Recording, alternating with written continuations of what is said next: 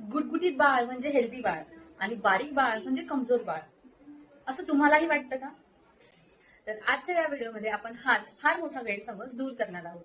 खूप लोकांना वाटतं बाळ गुटगुटीत म्हणजे बाळ हेल्दी, पण असं काहीच नसतं. हेल्दी बाळ म्हणजे काय? ज्याला वारंवार सर्दी खोकला होत नाही, ज्याची इम्युनिटी ही स्ट्रॉंग असते, जो हसतो खेळतो आणि ज्याचं वजन त्याच्या वयानुसार योग्य असतं. एक उदाहरण सांगते. पहिलं बाळ, ज्याचं वजन खूप जास्त आहे, तो गुटगुटीत आहे, पण तो वारंवार आजारी पडतो. आणि दुसरं बाळ, जो थोडंसं बारीक आहे, पण तो खूप जास्त ऍक्टिव्ह आहे, हसतो खेळतो आणि क्वचितच आजारी पडतो.